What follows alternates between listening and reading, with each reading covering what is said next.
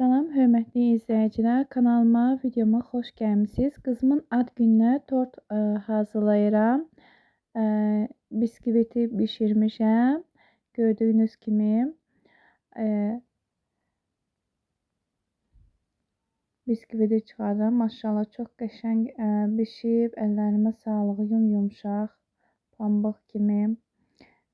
Soğusun biraz. Baxın necə qəşəng yumşaq çıxıb. Artıq mən tortumuzu yavaş-yavaş hazırlamışam. Demək olar ki, aralarını kremləmişəm. Kremi qaymaqlı kremdir. Dekor üçün də şanti kremdən istifadə etmişəm. Bir də şəkər xəmirindən, gülləri şəkər xəmirindən hazırlamışam. Və budur, tortumuz artıq hazırdır. Qızımın 16 yaşı tamam olur. Bu münasibətlə qızımı təbrik edirəm. Böyük qız olsun, inşallah ağıllı olsun hər zaman. Arzum budur ki, inşallah çox təhsilli olsun. Özü də istəyir ki, ali təhsil alsın. İnşallah istədiyi ali təhsilə sahib olsun. Uğurlar arzu edirəm. Dərslərində də həyatı ömrü tort kimi şirin, gözəl olsun. Və bir də pizza bişirirəm. Qızım istəyirdi. Əslində özü hazırlamaq istəyirdi.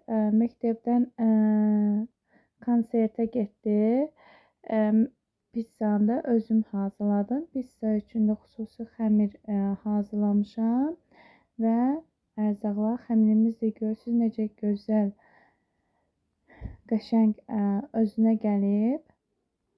Xəmiri yoğurub gözlətdim bir neçə dəqiqə. Xəmir qəşəng gəlib. İndi soba listinin içərisinə qoyub əllə yayacağam. Belə də yaymaq olar. Soba listini öncədən yağlamışam, xəmir yapışmasın deyə. Və əlimizlə beləcə əlimlə qəşəng xəmiri açıram. Kənarlarını bir balaca qatlayacağam yuxarı tərəfə. Baxın beləcə qatlamaq lazımdır. Sonra isə artıq hazırdır. Telefonum biraz bulanlıq çəkir, bilməm niyə. Düzdür, biraz kamerası xarab olub. Burada mayonez boşqabın içərisinə hardasa 3-4 qaşığa kimi, xörək qaşığa kimi mayonez əlavə edirəm. Və ketçup, mayonezlə ketçupu qarışdırmaq lazımdır. Baxın, üzərinə ketçupu da əlavə edirəm.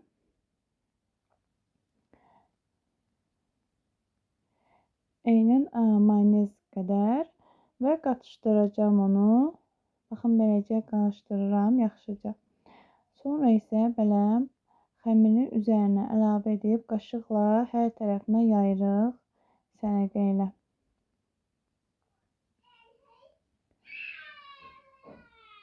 Yaydıqdan sonra kənarda doğradığımız ərzaqları bir-bir üzərinə səliqə ilə yığıb Holland pendiri əlavə edirəm.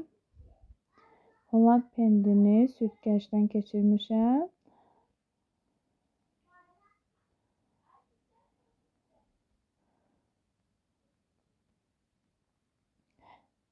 Belə əlavə edib sonra isə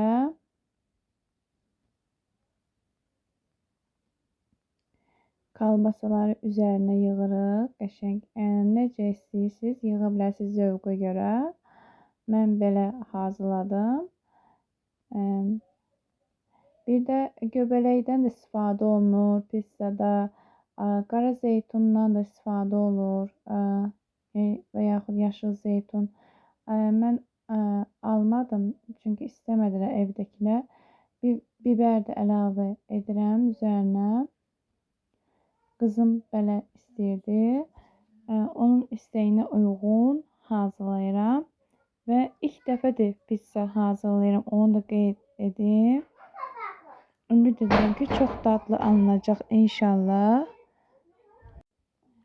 Ümid edirəm çox bəyənəcək və pomidorları da üzərinə yığıram və sonda yenə Holland pendiri əlavə edib sobada 180 dərəcə, 200 dərəcədə bişirilir. 15 dəqiqə təxmini 15 dəqiqə hazır olur. Baxın beləcə.